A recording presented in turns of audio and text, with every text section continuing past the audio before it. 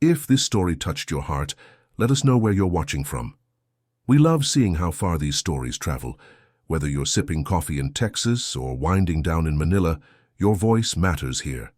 Drop a comment, share your thoughts, or simply leave a heart. And don't forget to hit that subscribe button, because tomorrow we'll be back with another unforgettable story, one that just might change the way you see the world.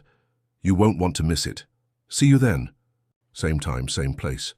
Margaret Collins was 70 years old the day her world fell silent. It didn't come with yelling or slamming doors or even a single tear, just a quiet conversation in the hallway and a suitcase placed neatly by the door.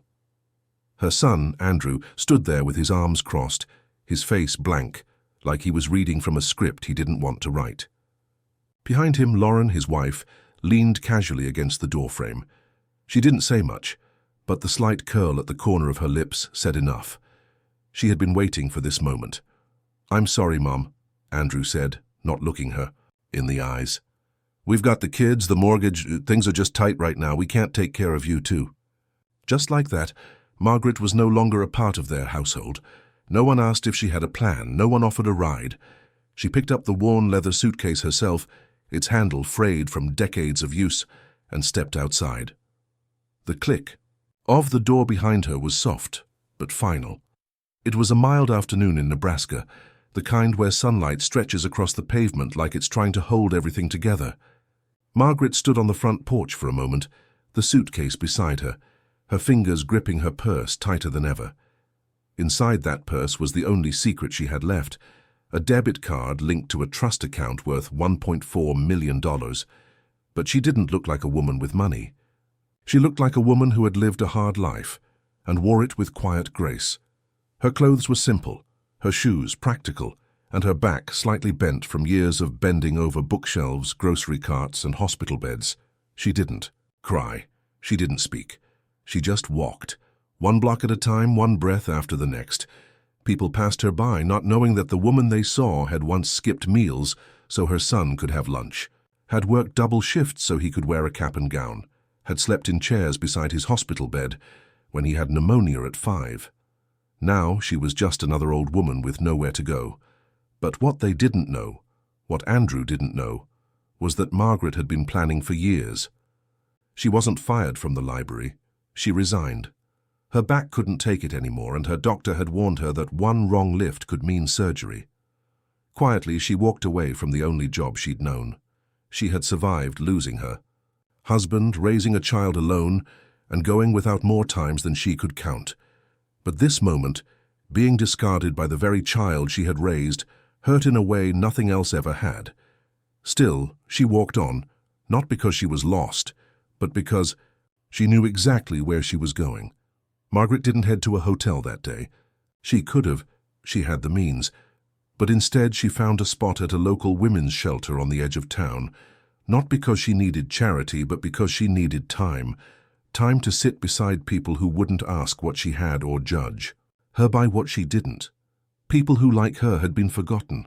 That night she shared the crackers and peanut butter she kept in her bag. She offered her blanket to a young mother with a baby who wouldn't stop crying. And when an older woman broke down talking about her daughter who hadn't called in years, Margaret just listened, hand in hand, heart to heart. But beneath her, calm presence was a secret she'd kept buried for over 3 decades. 34 years earlier, after her husband died in a construction accident, Margaret received a modest payout from the insurance company. Inside the envelope, alongside the check, was a single document she almost missed, a land deed. 100 acres of dry, undeveloped land in a forgotten stretch of Nevada. Everyone told her to sell it. "It's worthless," they said. "No water, no utilities, just dirt and cacti." Someone even offered her $2,000 cash, but something told her to hold on. Every year, no matter how tight money got, Margaret scraped together the $375 needed for property taxes. Even when she had to choose between her own dinner and a school field trip for Andrew, she found a way. Not because she thought the land would make her rich, but because it was the only thing no one could take from her. It was hers. It was security, however distant. Then, one Sunday afternoon at the church where she volunteered, a stranger showed, "Sup, He wore a navy blazer and brown leather shoes that didn't belong in a soup kitchen. Said he was from a development firm.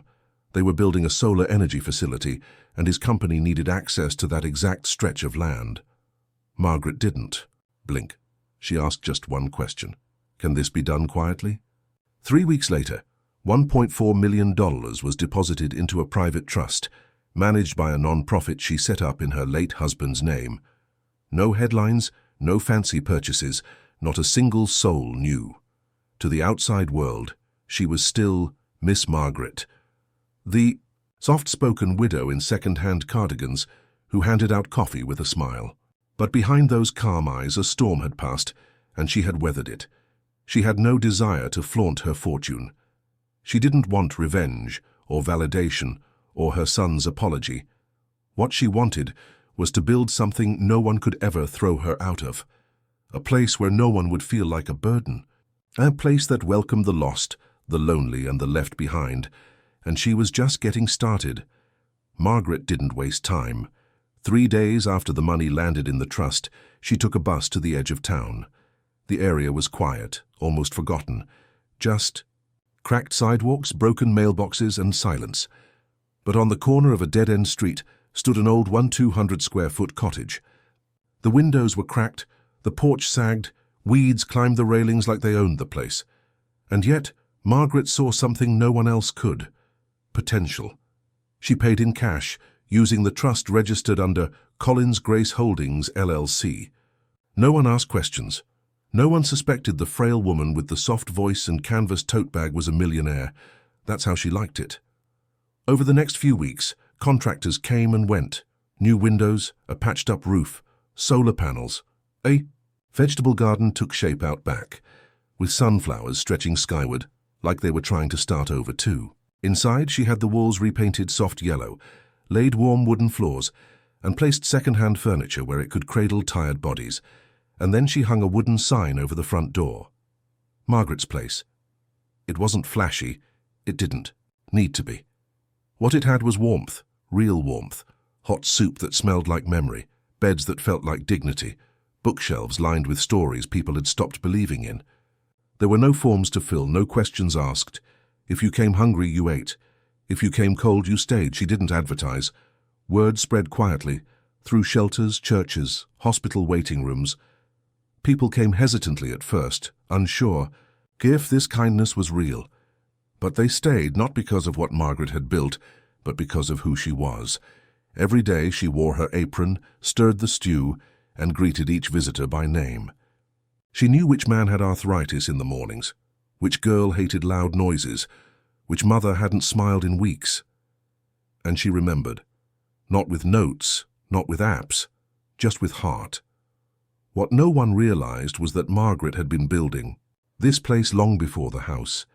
In her mind, through the years of sacrifice, heartbreak, and silence, she had dreamed of a place where no one was told they were too much or not enough. Margaret's place was that dream, made real. But even as she poured love into every corner, she never talked about the money, never mentioned the land, the suit, or the deal. Not because she was ashamed, but because she knew that real value wasn't in the dollar amount. It was in what you chose to do when no one was watching. She had spent her life giving, quietly, thanklessly, and now, finally, she could give in ways that left ripples. She funded repairs for nearby shelters, sent anonymous donations to food pantries, and slipped grocery store gift cards into mailboxes with no return address. Still, she stayed in the background, not seeking credit, just building. Because for Margaret, this wasn't about proving anyone wrong. It was about making sure no one ever had to feel discarded the way she once did, and deep down, she still hoped one person would one day walk through those doors, her son. While Margaret was pouring her heart into a haven for strangers, her son, Andrew, was watching his world fall apart. At first it was little things, a missed credit card payment here, a bounced check there.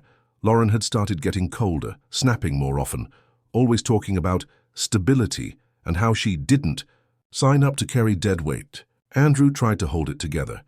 He picked up extra shifts at a warehouse, sold his old guitar on Craigslist, even drove for food delivery at night. But it wasn't enough. One morning, he came home to a half-empty house. The kids' drawings were gone from the fridge. Lauren had packed the essentials and left a note on the counter that read, "I need better." She took the car, the savings account, and the last bit of pride he had left. Days later, a foreclosure notice appeared on the front door. The locks were changed. Andrew ended up sleeping on a friend's basement cot, sharing microwaved ramen with cockroaches, using his hoodie as a pillow. He was angry at the world. Angry. At Lauren. At himself. And somewhere deep down at his mother, though he didn't fully understand why. Maybe because she was gone. Maybe because she had never fought back. Then, one rainy afternoon, Andrew ducked into the public library to get warm. He hadn't picked up a book in years, but there he was, staring at the bulletin board by the entrance. A cream-colored flyer caught his eye. Elegant font, a carved wooden logo. It read, "Margaret's Place. Warm meals, open beds, no one turned away." His breath caught. That name. That logo. Something about it clawed at his chest. He read the address. It was on a street he'd passed 100 times without looking. His stomach twisted. Could it be? The next morning, something pulled him there. Guilt, maybe. Or hope. Or some thread of love he thought had frayed away years ago. When he arrived, he stood frozen outside the little house with fresh paint and wildflowers by the porch. Laughter rang from the garden in back. Steam curled from a vent above the kitchen window. And right above the door, carved in wood, were the words, "Everyone has a place." He stepped inside, and warmth hit him. Not just the heat, but something deeper. Something human. Volunteers moved with quiet care. A woman offered him tea without asking a thing. And then, behind the reception desk, wearing a beige cardigan and silver hair pinned back, was his mother, Margaret. She looked up. Her eyes widened slightly, but she didn't flinch. Andrew couldn't move. His throat burned, his voice cracked. I didn't know where else to go." She came around the desk slowly and stood in front of him. He couldn't meet her eyes. "I lost the house. Lauren left. I have nothing." There was silence. Then, gently, Margaret said, "Come inside, sweetheart. You look cold." No judgment, no anger, just grace. She led him to a small table and poured him a mug of warm tea. And just like that, after everything, the door that had once closed behind her opened again. Andrew didn't leave that day. He stayed at Margaret's place, first as a guest, then as a pair of helping hands. No one asked him to. No one paid him. But he showed up, every morning before sunrise, sweeping the floors, patching the leaky roof, sorting cans in the pantry. He didn't talk much, but his actions did. It was like he was trying to repair something far deeper than the broken tiles or rusted hinges. He was rebuilding his soul. Margaret never asked him to explain. She didn't lecture or remind him of what he'd done. She simply gave him space to grow, to regret, to begin again. Every Friday evening, they'd sit on the front porch together. No words, just the quiet hum of the garden behind them, children playing beneath the sunflowers she had planted, laughter floating through the open windows. It was peace. One of those evenings, Margaret handed Andrew a sealed envelope. He looked at her, confused. Inside was the original deed to the house he had lost, the one she had given him years ago, now voided. And tucked beside it was a framed copy of the voided check from the land sale. His hands shook as he held them. "I don't understand," he whispered. Margaret looked at him with gentle eyes. "You don't owe me anything," she said softly. "But I needed you to know something. What happens when love comes before pride?" Andrew didn't speak. He couldn't. There was too much in his throat. Shame, gratitude, grief. He finally saw her. Not as the woman who made his lunches or picked him up when he scraped his knees, but as a whole person. Someone who had been broken, and chose to heal others anyway. That fall, Margaret passed peacefully in her sleep. There were no newspaper headlines, no televised tributes, just a small wooden service at the community hall. But over 100 people showed up. People from shelters, schools, churches. People who had eaten her soup, slept in her beds, read books from her shelf. People who knew exactly who she was. Andrew stood at the front, holding her favorite apron in his hands. He looked out at the crowd, took a deep breath and said, "My mother once walked away from her home with nothing but a suitcase and a quiet heart. But in that silence, she built something greater than any of us ever imagined." He turned toward the doorway. Carved into the wood above it were the same words she had chosen when Margaret's place first opened. "The doors that close behind you can never match the ones you open for others." Andrew stayed. He ran Margaret's place not out of guilt, but out of love, and every night he made sure the porch light stayed on, just in case someone else, lost and forgotten, ever needed to find their way back home. This story isn't just about Margaret, it's about all. The people who've ever felt discarded, overlooked or underestimated. It's about second chances, quiet strength, and the power of choosing love over pride. If this story touched something in you, we'd love to know. Where are you watching from? What part of Margaret's journey stayed with you the most?